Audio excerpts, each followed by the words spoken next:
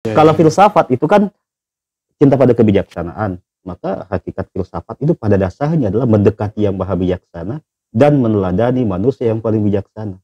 Itu intinya. Itu orientasinya. Setelah diulek-ulek, Iya. ternyata simpel sekali sebenarnya. Makanya kalau Tanda petik iya. simpel ya. Kalau melenceng dari situ bukan lagi filosofi tapi misosofi.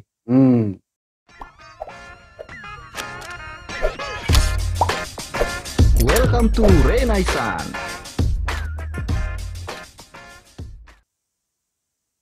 Baik, bismillahirrahmanirrahim. Selamat malam ya. Kita Nggak ada waktu. Tappingnya malam. Tappingnya malam. Ya.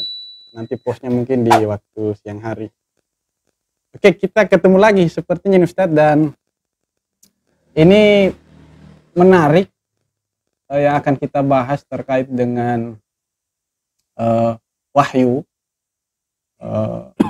Wahyu dalam pengertian yang kita tahu apa yang kita temukan dalam agama, bukan wahyu yang lain. Ya, bukan wahyudin, bukan wahyuni. Ya, bukan wahyuni atau wahyudin.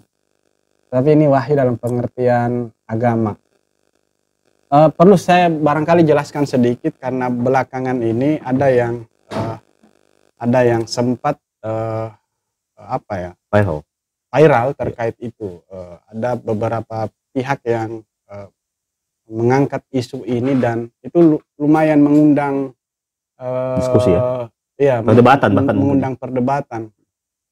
Karena wahyu yang kita tahu itu kan secara aksiomatik tidak patut untuk kita ragukan, tapi dalam perdebatan kemarin itu menjadi problem karena wahyu yang selama ini kita yakini secara ontologis itu berasal dari dalam hal ini adalah Allah, itu ternyata bagi beberapa pihak masih diklaim sebagai sesuatu yang sifatnya ada unsur bumbu profannya ya, ada unsur profannya. Tidak ada sakral murni ya. Tidak ada nuansa ilahiyat. Bukan tidak ada, mungkin ada intervensi, ada unsur non ilahiyat mungkin juga ya. Nah, itu nanti akan kita bicarakan. Dan teman-teman Renaissance, saya kira Dr. Sabara ini seseorang yang capable ya. Saya kira beliau memang setiap waktu mendedah tema-tema seperti itu. Dan kita akan melihatnya dari perspektif filsafat, Ustadz. Ya. Nah, itu bagaimana menurut perspektif tak itu, wahyu itu kira-kira apa dulu sebagai suatu pengertian? Ya. Terima kasih. Assalamualaikum warahmatullahi wabarakatuh, Sobat Renaissance. Waalaikumsalam warahmatullahi. Jadi salah satu yang dikembangkan, tema yang dikembangkan oleh filsafat Islam itu kan menghadirkan satu tema namanya filsafat kenabian. Iya.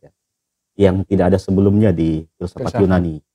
Ya, mungkin karena interaksi para cendekia Muslim terhadap filsafat Yunani, tradisi filsafat Yunani, dan tradisi filsafat Yunani kemudian dikembangkan, menghadirkan tema-tema baru diantaranya filsafat kenabian. Nah, ketika bicara filsafat kenabian, termasuk juga kita berbicara tentang wahyu. Karena namanya nabi adalah manusia yang diyakini menerima wahyu. Apa sih itu wahyu sebenarnya? Kalau dalam perspektif filsafat, wahyu adalah pengetahuan tingkat tertinggi yang dicapai oleh seorang manusia tentu saja melalui penggenapan dari Tuhan. Jadi interaksi langsung antara akal aktif manusia dengan akal aktif ya. Interaksi langsung akal manusia dengan akal aktif. Sehingga memperoleh informasi metafisika secara langsung. Tidak lagi by konsep. Ya. Kalau kemarin ada pembahasan saya dengan Ustadz Adlani, kayaknya sempat nyinggung ya ilmu huluhi. Ya, sempat disinggung itu ilmu huluhi ya, kayak gitu.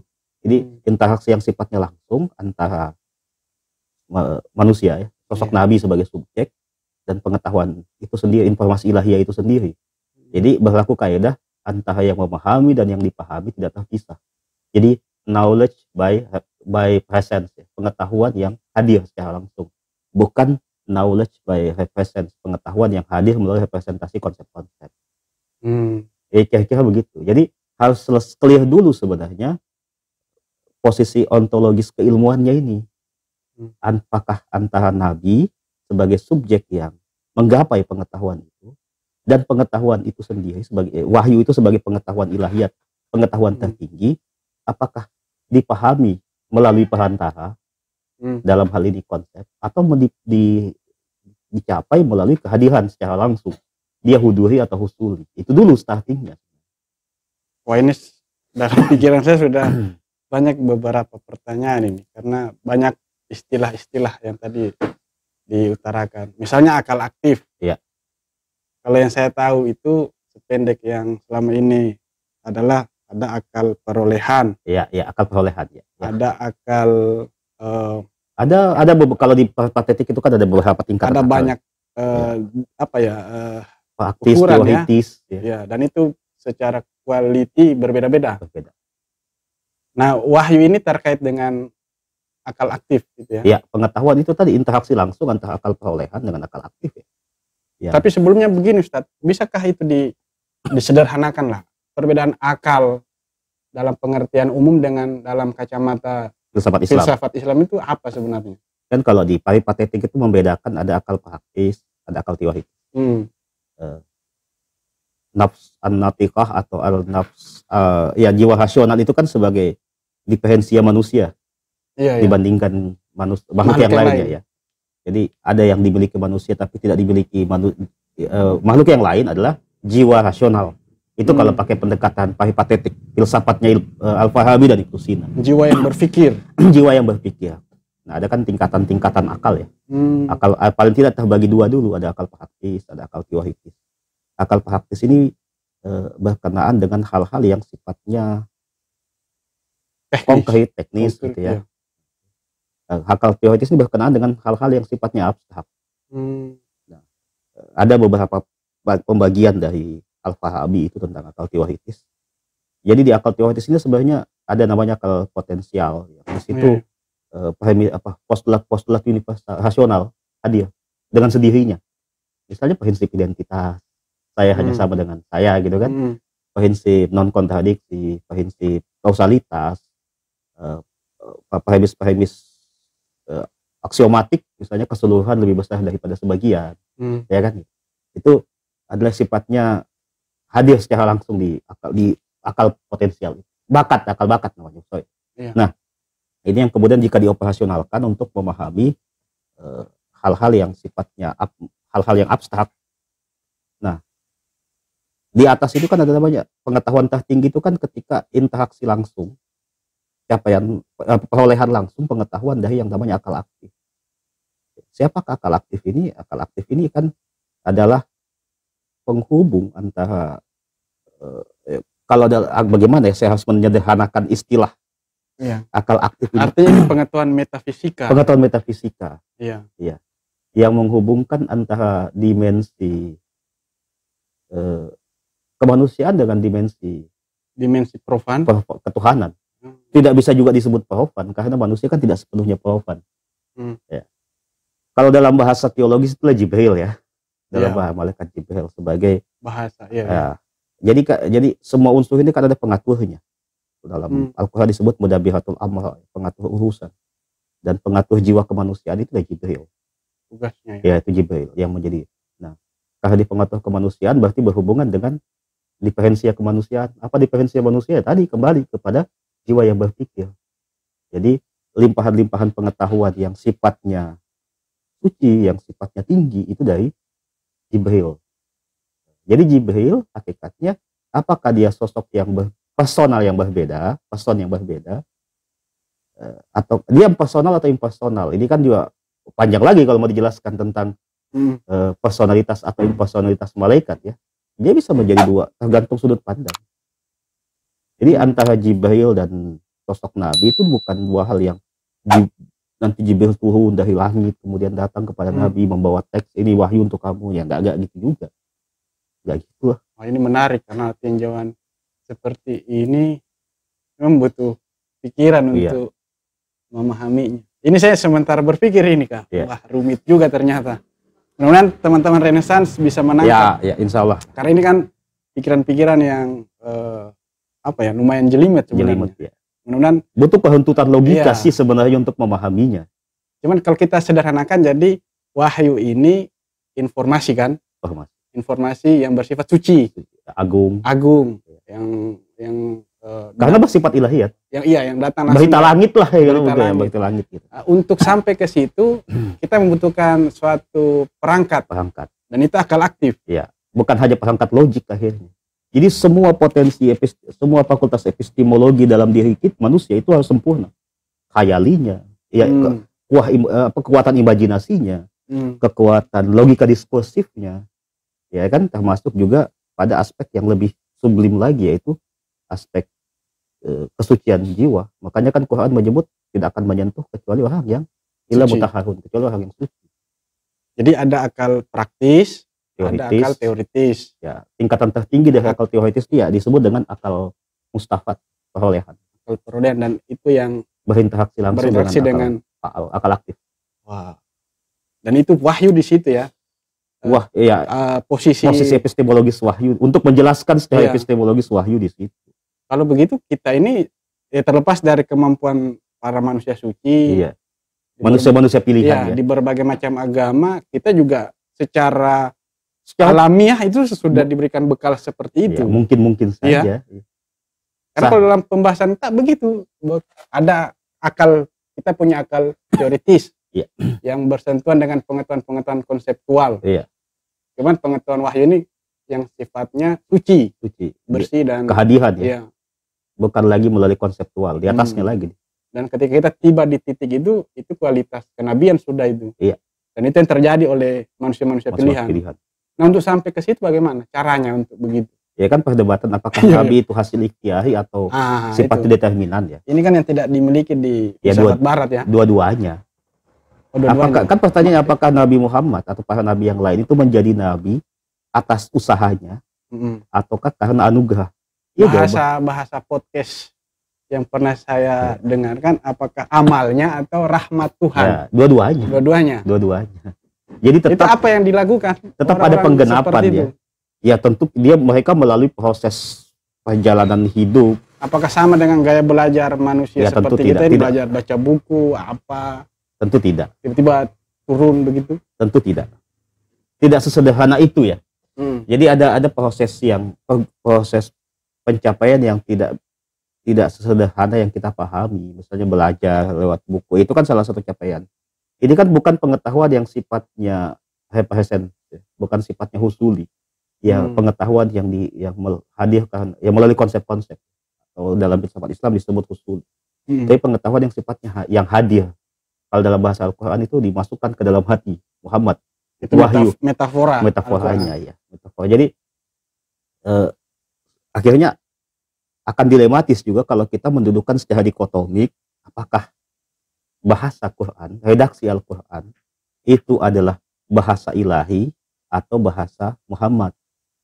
Itu akan menjadi dilematis. Itu problem kemarin itu. Iya, problem kemarin. Kalau di tasawuf kan kita mengenal istilah abid wa ma'bud wahid, ya, antara yang menyembah dan yang disembah satu. Di epistemologi pada konsep yang lain disebut akil wa ma'kul wahid. Antara yang berpikir dan yang dipikirkan itu satu. Jadi bukan dua subjek yang berbeda. Jadi akhirnya tidak ada relasi subjek dan objek. Jadi yang berpikir dan yang dipikirkan itu adalah satu kesatuan. Jadi kalau ditanya apakah misalnya redaksi Quran itu bahasa Nabi Muhammad yang membahasakan, ataukah redaksinya dari Allah, itu pertanyaan yang sebenarnya secara ontologis mungkin sudah salah itu, karena mendikotomikan posisi Rasulullah dengan posisi Muhammad dan Allah itu sebagai dua persona yang terpisah. Ya hakikatnya kan satu. Gitu. Jadi redaksi itu dari mana? Ya. Kalau kita merujuk Quran, wala yantiqu anil hawa in huwa illa wahyu yuha. Dia tidak menyatakan menurut hawa nafsunya melainkan wahyu. Jadi person Nabi sendiri itu adalah wahyu. Sudah melebur. Dalam sebuah tulisan yang saya pernah tulis di Ramadan kemarin kan, Quran itu adalah Muhammad yang tertulis. Muhammad adalah Quran yang berjalan. Duinitas kebenaran kalau saya menyebutnya. Jadi duinitas kebenaran. Jadi antara Quran dan Nabi itu duinitas yang seimbang dan setimbang. Lalu Allah, ya, pencapaian keseimbangan dan kesetimbangan Nabi dan Quran ini ya selain adalah hasil buah dari amal-amal yang dilakukan oleh Nabi, juga adalah tentu saja anugerah rahmat dari Allah yang menarik jiwa Nabi untuk sampai kepada tingkatan tertinggi. Kalau dalam bahasa filsafat patetik itu kan di atasnya itu ada di atas akal mustafat itu ada istilah akal al-quds, akal suci. Itulah akal kenabian. Makanya Al-Farabi atau Ibnu Sina yang mengatakan makam tertinggi dari seorang wali itu adalah starting atau makam terendah dari kenabian. Jadi puncak dari capaian seorang wali adalah baru awal dari seorang nabi. Nah, inilah yang disebut anugerah tadi, rahmat tadi. Jadi capaian maksimal kita yang digenapkan oleh anugerah dari Allah. Iya. Ini teman-teman Renaissance ini semakin sorry ya mungkin agak ribet ya, agak berat ya. Karena memang butuh begitu sih. Butuh kehuntutan logika. Kita gitu. Kan bukan podcast ecek-ecek kan. Iya. Begitu kayaknya begitu. Jadi kalau ditanya bahasanya siapa? Iya tidak. Ya bahasa dua-dua. Jadi kita tidak memisahkan lagi akhirnya antara dan Rasulullah. Ini sebenarnya akan membantah dengan sendirinya bahwa Al-Quran itu adalah produk manusia. Oh, bukan. Seperti yang dituduhkan para sebagian orang ya. Karena kalau dia produk manusia, dia secara redaksi pun epistemik itu tergugat nilai kebenarannya. Keabsolutannya tergugat. Iya. Jadi kalau selama ini kan kita menganggap mungkin cuma tafsir kita yang salah. Kita akan sampai pada redaksinya juga perlu direkonstruksi ulang deh. Kalau itu kan, kan kita memahami bahwa redaksi itu sudah final. Redaksi ini adalah sebagai jalan kita untuk menembus lapisan-lapisan makna yang maha luas, yang disebut zalikal kitab. Ya, kan Quran itu menarik, menyebut zalika. Kata itu bukan hazal, bukan ini, tapi kitab itu yang tidak ada keraguan di dalamnya. Merujuk kemana? Merujuk kepada aspek metafisika dari redaksi Quran ini. Jadi redaksi ini adalah bagian permukaan untuk kita yang mengantarkan kita masuk ke dalam samudera makna yang tak bertepi. Ya mungkin kita hanya memahami pada satu sudut saya lapis-lapis yang masih mungkin permukaan saja. Dan Quran memberikan syarat kan, ila mutahharun ya. Tidak akan menyentuhnya kecuali yang suci. Ya. Jadi akhirnya bukan hanya kemampuan logika diskursif. Suci dalam pengertian substansial ya. Substansial. Karena bukan seperti dalam konteks fikih misalnya. Iya bukan. Harus berudu. Ya itu sih sih. Tetap itu penting. Iya. Tetap itu penting. Cuman yang suci di sini lebih dalam dari itu. Jadi kesucian itu adalah ya menjaga integritas moral, pikiran, perasaan. Kayaknya kita nggak ada yang lulus deh kalau itu. Kalau ini jadi ukuran rasa-rasanya seluruh ulama belakangan ini yang mengatasnamakan sebagai representasi wahyu. Warasatul anbiya. Jangan-jangan mereka menafsirkan sesuai dengan bukan Al-Qur'annya tapi sudut pandang kepentingan mereka. Bisa jadi juga gitu ya. Apa yang tidak juga salah, tapi mungkin dia baru menembus pada satu lapisan saja, tidak pada lapisan yang terdalam gitu kan. Iya. Ini menyelami Quran, menyelami pada samudera makna yang tak bertepi yang disebut dengan lahul mahfuz. Jadi bisa dibilang juga bahwa ini kan banyak nih didirikan rumah-rumah penghafal tahfiz. Itu kan baru satu lapis saja itu. Untuk memahami Al-Quran tidak sekedar dihafal kan? Ya, itu kan sekedar menjaga. Ada yang menganggap sudah cukup sampai di situ. Padahal untuk masuk ke pemahaman yang mendalam, masuk pada lapis-lapis makna itu ya. Jadi tidak hanya itu tidak sekedar sekedar hafalan. Iya. Dan itu hanya sekedar pengetahuan. Kalau yang tadi kita bilang sebatas pengetahuan konseptual saja. Iya, bukan. Tentu ada ilmu alat ya, pengetahuan kebahasaan itu penting. Penting ya. Karena seperti apapun Quran itu menggunakan bahasa Arab ya. Iya. Kan jadi bahasa manusia juga. Nah, ini menarik lagi. Meskipun kualitas orang yang pakar bahasa Arab tahu bahwa bahasa Al-Quran ini adalah bahasa spesifikasinya beda lah ya, karakter kebahasanya beda lah ya. Jadi tetap perlu beberapa ilmu alat ya, termasuk ilmu kebahasaan dan ilmu-ilmu yang lain yang kita butuhkan untuk memahami tafsir Quran. Tapi ada satu hal yang juga Quran kan menyebut illa mutahharun, kecuali yang suci. Jadi ada pendekatan spiritual di situ. Ini menandakan bahwa Quran bukan sekedar bukan profan akhirnya. makna itu merujuk pada dimensi yang absolut dan sakral, sehingga meniscayakan kesucian dan keabsolutan jiwa untuk menembus. Ya, pengetahuan yang suci hanya hadir pada jiwa yang suci kan, gitu. Betul. Dan ini menarik, Ustaz, karena saya kira di dalam Al-Quran itu banyak ayat-ayat yang menggunakan kata wahyu, tapi diperuntukkan juga bukan kepada manusia. Biasanya kepada lebah ada lebah diwahyukan kepadanya. Kemudian ibunda dari Isa Al-Masih, Bunda Nabi Musa itu juga menerima wahyu. Itu posisi wahyu itu bagaimana itu dengan yang wahyu yang tadi dijelaskan? Ya, satu kata kan bisa punya banyak makna ya. Punya ya, tapi tidak jauh-jauh kembali dari makna dasar kata wahyu itu ya, sebagai sebuah informasi ilahiyah. Informasi yang absolut benarnya, yang petunjuk ilahiyah yang mutlak benarnya. Tentunya penerimaan wahyu itu, kualitas wahyu itu kembali kepada penerimanya. Seberapa besar, kualitas dari wahyu yang diterima tergantung pada seberapa besar juga kualitas dari subjek yang menerimanya. Sehingga tentu tidak bisa dibandingkan. Sehingga kan para nabi sendiri kan wahyunya berbeda, kualitas bobotnya itu berbeda. Ya. Tapi itu masih tetap satu entitas ya. Satu. Cuman kualitas kita harus memahaminya dalam kerangka yang gradasi.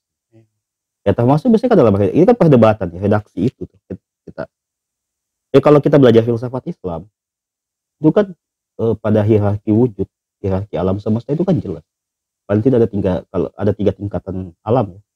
Alam jabarut itu adalah potensialitas universal yang dia bentuk, dia bobot. Lalu alam malakut atau alam misali, di situ ada bentuk tapi dia bobot. Ya, misalnya disitulah sudah ada kejamakan. Di alam malakut ini sudah ada kejamakan, sudah ada bentuk-bentuk, sudah ada ya, akhirnya sudah ada lambang-lambang di situ. Sudah ada redaksi di situ kan. Disinilah redaksi Quran di alam malakut ini. Ya kan di sinilah. Nah, siapa sih yang menghadirkan redaksi itu? Allah kah atau Nabi Muhammad, ataukah interpretasi Nabi Muhammad berdasar ya dua-duanya dong. Maksudnya tidak bisa dipisahkan lagi akhirnya antara positioning Nabi, Jibril sebagai penyampai, dan Allah sebagai sumber. Nggak bisa dibedakan 3 itu. Posisi Rasulullah sebagai Muhammad sebagai Nabi, Jibril sebagai perantara, dan posisi Allah dan Allah sebagai sumber dari segala sumber pengetahuan itu nggak bisa dipisahkan. Sehingga Jibril itu apakah sosok yang lain? Ya sekaligus tidak. Kalau filsafat Islam menyebut ya Jibril itu adalah akal aktif Nabi itu sendiri. Akal Nabi berhasil mencapai berinteraksi langsung dengan akal aktif itu. Jadi dia akhirnya bukan sebagai persona yang lain. Meskipun dalam beberapa riwayat kadang dihadirkan Jibril itu sebagai persona yang lain yang datang dalam bentuk seorang laki-laki misalnya kan. Itu lain pembahasannya. Jadi kan kita biasa berdialog dengan diri kita. Kadang dalam diri kita jadi split ya. Jadi dalam diri kita kadang ada. Jadi kalau dikatakan Jibril apakah bagaimana dia sosok yang lain atau bukan? Ya dia sosok yang kembali kalau dalam pembahasan filsafat Islam ya dia adalah akal aktif Nabi itu sendiri. Ini bukan sebagai sosok yang lain yang datang membawa kata Muhammad ini wahyu untuk kamu. Ya enggak. Dia bukan realitas fisikal yang mengambil satu wujud ya. Tapi ini kejadiannya di satu alam ya, kedirian kita sendiri sebenarnya. Dan itu yang dialami Rasulullah. Dan Rasulullah sudah sempurna mencapai itu. Bahkan melampaui itu kan. Misalnya dalam Mi'raj itu Nabi ada satu titik di mana Jibril sudah berhenti, stuck. Nabi tetap lanjutkan. Ini biasa ada pertanyaan di titik itu, Ustaz. Di kondisi itu kan disebutkan Jibril akhirnya mesti berhenti. Itu apakah itu suatu kenyataan hakiki atau metaforis bahwa akal berhenti di situ? Tidak juga ya kan. Kalau hierarki wujud di filsafat Islam kan posisi Jibril akal aktif dan masih ada hierarki alam lain ya secara metafisika di atas itu. Di atas dalam pengertian metafisika ya, yaitu alam jabarut kan. Yang di situ Jibril kan perantara antara, dialah yang menghadirkan bentuk-bentuk itu. Ya wahai pasuah ya, makhluk pemberi bentuk. Iya. Makanya dia berposisi menerjemahkan, menjadi penerjemah Iya. wahyu itu. Positioningnya dia sebagai perantara antara wahyu yang universal yang belum dalam bentuk redaksi itu untuk kemudian diterjemahkan menjadi redaksi yang kita kenal dalam bentuk redaksi Quran. Ini sebenarnya panjang ini, Panjang. bisa membahas banyak hal ini. Iya. Termasuk wujud Al-Quran sebagai makhluk dan bukan makhluk itu kan juga itu panjang. sempat. Itu masalah klasik, tapi menarik ya. Dan masih relevan untuk kita bahas karena dia kalah. Akan kemana-mana ini nanti kan relevansinya dengan iman kita misalnya. Iya. Saya masih mempercayainya wahyu Al-Quran itu adalah kalamullah. Jadi dia makhluk atau bukan, manifestasi kalamullah, dia bukan. Ya kalau mushaf itu kan sudah fisikal ya, sudah material ya. Iya. Ya, tapi kalau hakikat Quran itu dia bukan, dia kalamullah. Yang diperdebatkan para cendekiawan Islam saat itu Al-Quran sebagai mushaf atau hakikat Quran. Hakikat Quran. Iya. Itu diperdebatkan makhluk atau bukan. Iya. Nah, mengenai mushaf itu kan sebenarnya adalah manifestasi daripada hakikat Quran itu. Sehingga kita meniscayakan perlakuan etis ya, atau adab-adab untuk memperlakukannya. Ya, yang juga berimplikasi syariat misalnya. Ya, dianjurkan wudhu untuk menyentuhnya, ketika mau menyentuhnya. Jadi ada kesucian di situ sebagai implikasi karena dia adalah manifestasi dari dia wadak ya. Sama lah kalau kita. Kalau itu sih kalau saya makhluk ya. Apanya? Mushafnya itu. Oh iya, kan dia lembaran kertas itu. Selain dari Allah ya makhluk kan begitu. Tapi hakikat Quran itu sendiri ya kalamullah. Itu bagaimana cara memahaminya itu? Dia sebagai kalamullah itu, kalau apakah benar ini yang saya maksudkan bahwa dia relasinya ontologis? Iya. Sama dengan suara saya ini bagian dari diri saya. Kalam. Iya. Begitu, bagaimana sih? Begitu atau gimana cara dia untuk bahwa kalamnya itu dengan eksistensi zatnya Allah itu kan ada dulu cara mengilustrasikannya begitu. Iya. Itu bagaimana, memang sudah pas analogi seperti itu atau gini. Quran itu kan perwujudan salah satu sifat Tuhan. Iya. Kalam. Sifat. Ya, kalam itu juga kan artinya maha berbicara, maha berfirman kan. Nah, dia hadir sebagai manifestasi itu. Jadi kita memahaminya sebagai hakikat Quran adalah sifat kalam Tuhan. Antara sifat dan zat kan bukan satu kesatuan, tak terpisahkan. Jadi dia bukan, jadi tidak bisa kita anggap dia sebagai makhluk gitu, yang berbeda, yang terpisah dengan Tuhan. Karena kalau dalam tradisi keilmuan saudara-saudara kita ada yang bahwa sifat itu punya eksistensi yang mandiri, yang enggak ada. Itu namanya bisa ya salah satu peniscayaan dari tauhid keesaan Allah itu kan al-basit, sederhana, tanpa hangkapan. Ahad itu meniscayakan basit. Basit itu artinya sederhana, tak berhangkap, tak tersusun. Jadi Tuhan bukan susunan-susunan. Jadi tidak terbayangkan misalnya seperti satu objek yang ada susunan-susunan, atau tidak seperti itu. Dan itu kan kalau cara begitu kan tiba pada materialistik. Iya. Jadi apa sih pesan bagi teman-teman sobat Renaissance ini, bahwa kalau dalam konsep epistemologi wahyu itu pengetahuan tertinggi, ya. Absolut, aksiomatik, dan dia menjelaskan dengan sendirinya dirinya sebagai suatu kebenaran, tidak membutuhkan yang lain untuk membuktikan bahwa dia benar. Kita yang butuh dia perangkat untuk memahami dia. Iya. Karena ya ada apa ya? Kita yang butuh perangkat itu, mulai dari perangkat ilmu alat sampai pada perangkat kesucian jiwa untuk menyelami makna-maknanya. Berarti memang kalau mempelajari filsafat Islam agak beda orientasi keilmuannya. Beda orientasi keilmuan. Kita dituntut ketika mempelajari filsafat Islam ya sebenarnya dalam rangka untuk mencapai pengetahuan tertinggi itu. Dia sebagai pintu masuk. Ya, bukan seperti barat kan, ya beda pengetahuan mereka kan lebih saintifik, lebih empiris, sains. Jadi kalau ditanya apa sih sebenarnya, kan lo Ya, orientasi keilmuan kita ini mau Ya. kemana ini? Apa hubungannya dengan wahyu misalnya? jadi gini, kita kembali dulu deh masalah apalagi Nabi Muhammad ya.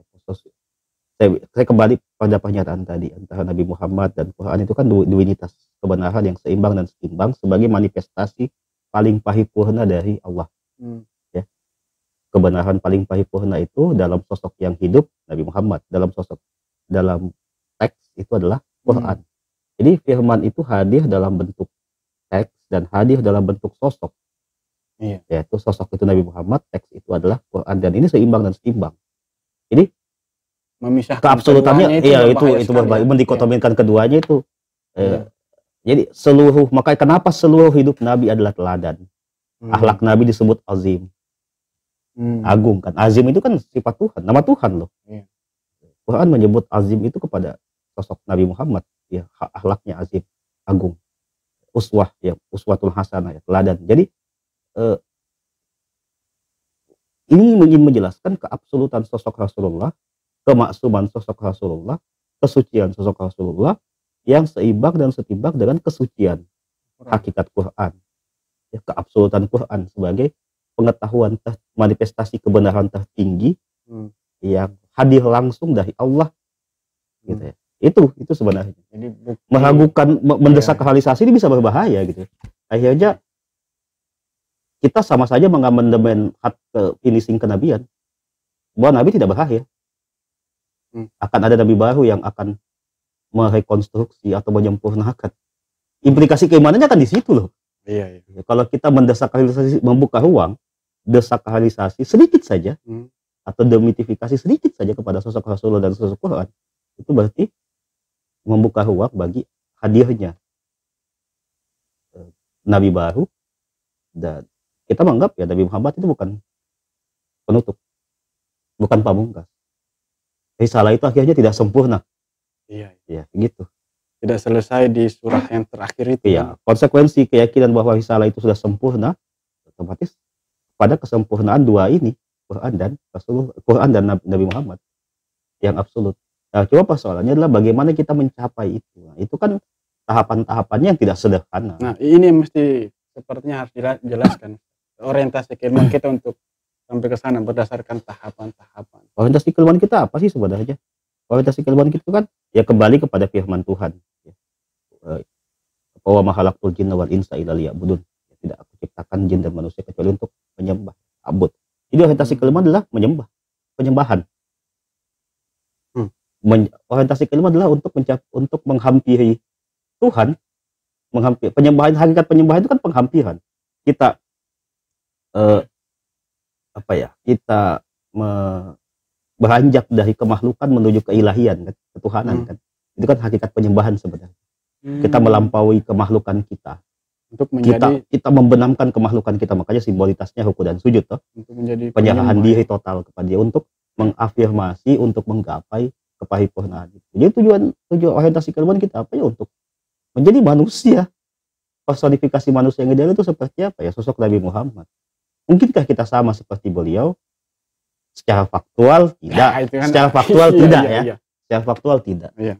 Tapi hadirnya beliau kan sebagai contoh ideal type ya. Tipologi ideal. Kau mau jadi manusia seperti apa sih? Lihatlah itu. Lihatlah itu Muhammad.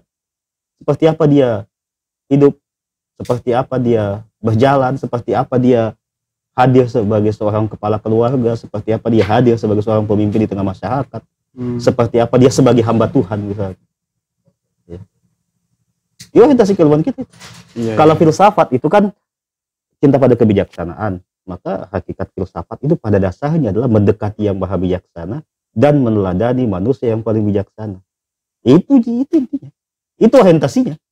Setelah diuleg-uleg, ternyata simpel sekali sebenarnya. Makanya kalau tanda petik simpel ya. Kalau melenceng dari situ bukan lagi filosofi tapi misosofi. Iya tuh. Nah ini lain dan butuh video lain ini. Ya, filsafat itu meyakini ada keabsolutan sebagai dasar. Iya. Kapan itu digugat? Itu bukan lagi filosofi, tapi mesosofi. Bukan lagi cinta pada kebijaksanaan. Oke, teman-teman sobat Renaissance, saya kira sampai di sini dulu. Ini menarik sekali. Nanti ada beberapa tema lagi lah diskusi kita. Sampai ketemu di lain waktu. Terima kasih, Siap. Kak. Kita akhiri saja dulu. Dan teman-teman Renaissance, jangan lupa menyaksikan video-video kami yang lain. Dan jangan lupa subscribe. Subscribe. Like dan subscribe. Oke. Oke, sampai jumpa.